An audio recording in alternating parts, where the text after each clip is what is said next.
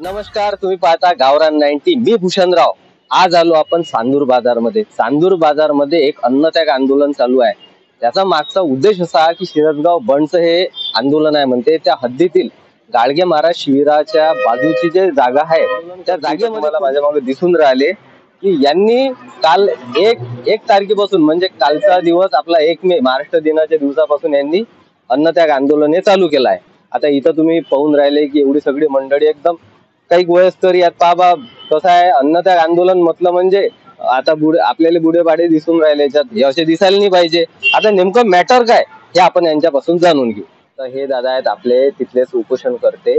दादा तुम्ही बसले नेमकं आता हे बॅनरवर तर मी वाचलं सगळं पण नेमकं मॅटर काय पूर्ण ते सांगा. श्री संत मारुती महाराजचं आणि गाडगे महाराजचं मंदिर आहे त्याच्या मागील जे जागा आहे त्याच्यावर अतिक्रमण केलेलं आहे. ग्रामपंचायतची जागा आहे ते आणि ग्रामपंचायतची जागा असल्याच्यानं त्यानं अतिक्रमण केलं आणि अतिक्रमण हटवासाठी आम्ही उपोषण केलं आहे.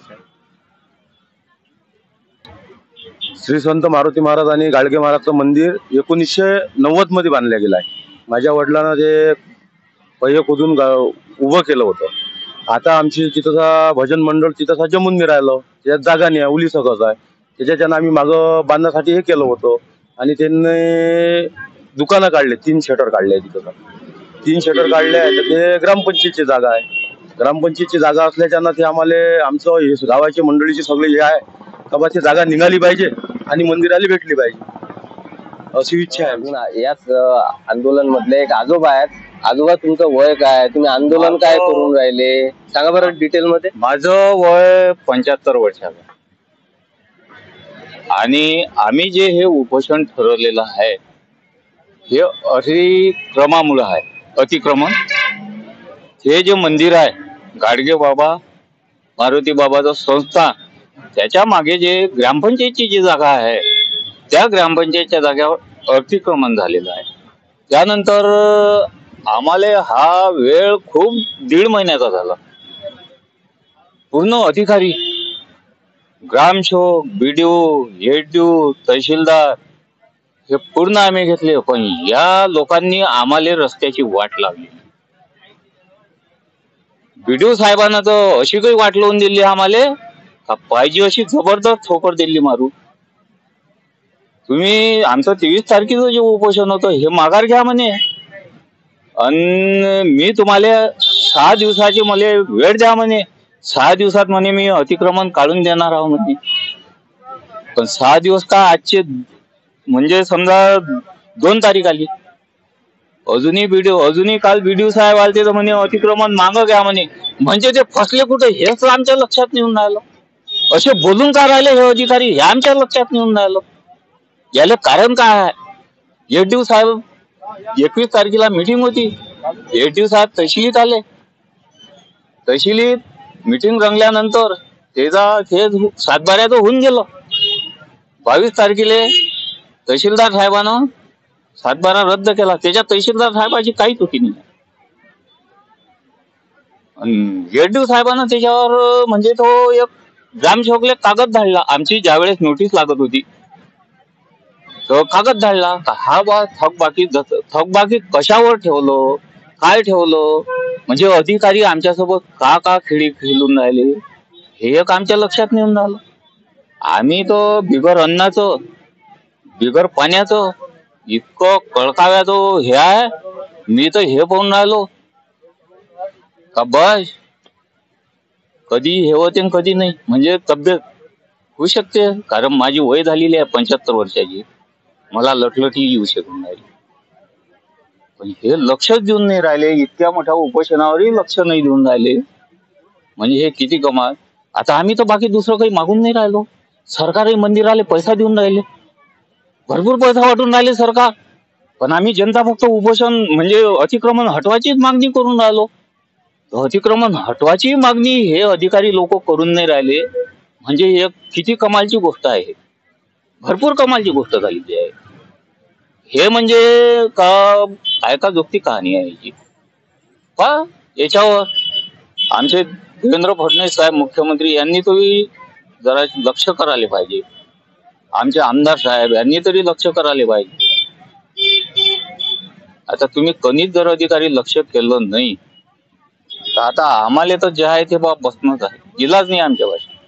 याच्यात आमचा कधी प्राण त्याग झाला तरी आम्ही देवस्थानासाठी प्राण मग त्याग करू. तर आपल्यासोबत याच उपोषणातले एक आणखी दादा आहेत. याची हालत वालत चांगली आहे. दादा तुमची हालत वगैरे सगळी चांगली आहे, तुम्ही काही खाल्लं पिल्लं नाही तरी चालते, पण हे जे काही 4-5 बुढे भाडे दिसून राहिले याईले कायच्यासाठी आणलं तुम्ही इथे उपोषणासाठी? तुमचं ठीक आहे तुम्ही केलं तर. मी गजानन गुणवंतराव तट्टे, सेवा सहकारी सोसायटीचा उपाध्यक्ष, आणि हे माझी मोठे बंधू आहे हे अध्यक्ष.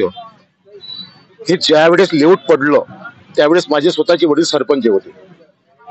सरपंच असताना तिथं जे आख्या झाल्या लेऊटच्या, हे प्लॉट वाटल्या गेले. प्लॉट वाटल्या गेल्यानंतर जिथं स्वतः ग्रामपंचायत आहे ते ग्रामपंचायत जागा फक्त 700 रुपयात ग्रामपंचायतला विकत घेतलेली. आणि हे आता जे मंदिर आहे त्या मंदिराच्या समोर अतिक्रमण केलेलं, तिथं ग्रामपंचायतचं जोता बांधलेला होता आणि समोरच्या व्यक्तीनं हे जिथं अतिक्रमण केलं त्याच्या समोर मंदिराची जागा आहे. आणि हे मंदिर जे बांधलं हे 4-5 लोक होते फक्त. ते आमचे वडील ज्यावेळेस होते ह्या 4-5 लोकांनी वर्गणी केली, तिथं ते गाडगे महाराजचं मारुती महाराजचं मंदिर बांधलं आणि त्याच्या समोरची जागा जी शिल्लक होती ग्रामपंचायतची त्या जागेवरती अतिक्रमण केलं. त्याच्यामुळं हे सर्व 1-1.5 महिन्यापासून हे सर्व गावातले लोक, जे जनता आहे आमची, हे सारी प्रशासनाच्या विरोधात लागलेली आहे. आणि प्रशासन तारीख पे तारीख काय जे आपला तो हिरो होता अजय देवगण, त्या टाईप असे हे सारे तारखा देऊन राहिले.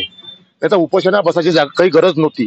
त्यांनी जर अतिक्रमण काढलं असतं तर काही गरज नव्हती. आता कसं आहे, पैसा आहे, आम्ही पैसा कोणा नाही टाकला प्रशासनानं तरी आम्ही गाववाले असं आहात आम्ही मंदिर बांधू शकतो ते आमचं. आणि त्याच्या मागे जी थोडीशी जागा शिल्लक होती तेवढीच जागा आम्ही फक्त एक हॉल काढत होतो, तेवढ्यासाठी ती जागा रोखल्या गेली म्हणून हे सर्व 1.5 महिन्यापासून हे चालू झालं. पण त्याच्यावर प्रशासनानं लक्ष देण्यात यावं आमची एवढीच विनंती आहे. हे सडो का मरो का पळो, जोपर्यंत अतिक्रमण तिथून निघत नाही तोपर्यंत हे सर्व इथं बसले राहील. आमचं पूर्ण यांना सहकार्य राहील. पूर्ण गावच आहे, फक्त ते अतिक्रमण प्रशासनानं काढावं. त्याच दिवशी आम्हाला इथं पाणी पाजावं काही आमच्या माणसांना, लिंबू सरबत पाजा आणि त्या दिवशी आम्ही हे उचलू. माझं एवढीच सर्व प्रशासनाला म्हणणं आहे. तर माझ्यासोबत दादा आहे. दादा आता जवळपास बोललो मी सगळी सोबत, बरोबर, पण आता बोलल्यानंतर जे अतिक्रमण केलं त्या अतिक्रमण आता हटून काऊन नाही राहिलं ते लक्षात येऊन गेलं, बरोबर. तर आता तो व्यक्ती आहे कोण आणि तुम्ही एवढे जण असून अन्नत्याग आंदोलनावर बसेपर्यंतची म्हणजे एक परिस्थिती कशी आली? माझं नाव प्रीतम रमेशराव मानापुरे. माझं असं म्हणणं आहे की आम्ही श्री संत मारुती महाराज आणि गाडगे महाराज यांच्या बाजूचं जे अतिक्रमण झालेलं आहे त्याच्यात त्या लेआउटनुसार, ते भूखंड लेआउट आहे, त्या लेआउटनुसार त्याच्यात नकाशानुसार 143 प्लॉट पडलेले आहे आणि त्याच्यात एक 145 नंबरचा अवैधरित्या एक सातबारा बनवण्यात आलेला आहे. तो सातबारा कशा प्रकारे बनला आणि कशा प्रकारे फेरफार झाला हेच आम्हाला गावकऱ्यांना मालूम नाही आहे. आम्ही त्याचं तहसील कलेक्टर ऑफिस मधून रेकॉर्ड, तलाट्यांनी पण आम्हाला याच्यात खूप सारी मदत केली आणि त्यांना रेकॉर्ड सहित आणि रेकॉर्ड आणलं तिथून. आणि त्याच्यानुसार निलेश रावळे यांनी त्याच्यात त्या लेआउट मध्ये 145 हा म्हणत आहे की हा माझाच प्लॉट आहे 145, आणि 142 तो म्हणत आहे माझाच प्लॉट आहे. आणि त्याच्यात एसडीओ साहेबांनी, अचलपूर एसडीओ साहेबांनी 1980 मध्ये जे लेआउट काढलेलं आहे त्याच्यात प्रॉपर प्लॉट एका जणाला एकच प्लॉट अलाउ केलेला आहे. आणि ह्या म्हणत आहे माझे याच्यात 2 प्लॉट आहे. माझं म्हणणं एकच आहे की प्रशासनाला माझी एवढीच विनंती आहे की याच्यानुसार म्हणजे प्रशासनावर कोण्या पद्धतीचा दबाव येत आहे आणि कोण्या पद्धतीचा त्याच्यावर रोष निर्माण होत आहे हेच आम्हाला गावकऱ्यांना कळत नाही आहे. गावकरी सध्याकडे गावकरी एका इकडे आहे आणि आणि हा जो आहे अतिक्रमण करणारा हा एका इकडे आहे सध्याच्या कंडिशनला. आम्हाला फक्त न्याय पाहिजे, प्रशासनाकडून आम्हाला न्याय पाहिजे. जेव्हापर्यंत याच्यात या उपोषणात आम्हाला न्याय मिळत नाही तेव्हापर्यंत हे उपोषण हटणार नाही इथून. चांदूर बाजार तालुक्यातील शिरसगाव बंड येथील श्री संत मारुती महाराज संस्थांच्या अतिक्रमणाबाबत त्या गावातील जवळपास शेकडो लोक कालपासून आमरण उपोषणाला इथं बसलेले आहेत. त्यांची अशी मागणी आहे की धार्मिक ठिकाण असल्यामुळे तेथील जे अतिक्रमण एका व्यक्तीनं केलं आहे ते अतिक्रमण मोकळं करून प्रशासनाने त्याला न्याय द्यावा, अन्यथा ते या इथं आमरण उपोषण केलं आहे आणि याच्यानंतरही ते उग्र आंदोलन करणार आहेत. म्हणून प्रशासनाला माझी या आपल्या माध्यमातून विनंती आहे की आपण लवकरात लवकर या शिरसगाव बंड येथील नागरिकांचं म्हणणं ऐकून घ्यावं व त्यांना न्याय द्यावा, अन्यथा लोकविकास संघटनेच्या वतीने त्यांना सहकार्य करून आम्ही रस्त्यावर उतरून शासन आणि प्रशासनाच्या विरोधात आंदोलन करून त्यांना न्याय मिळवून देण्यासाठी प्रयत्न करणार आहोत. म्हणून प्रशासनाला आपल्या माध्यमातून मला कळकळीची विनंती आहे की उन्हातानाचा वेळ आहे, ही शेकडो लोक इथं कालपासून उपाशी तापाशी बसली आहे, त्यांच्या आरोग्यावर विपरीत परिणाम होत आहे. म्हणून प्रशासनाने वेळीच या आंदोलनाची दखल घेऊन त्यांना न्याय द्यावा, अन्यथा याहीपेक्षा उग्र आंदोलन.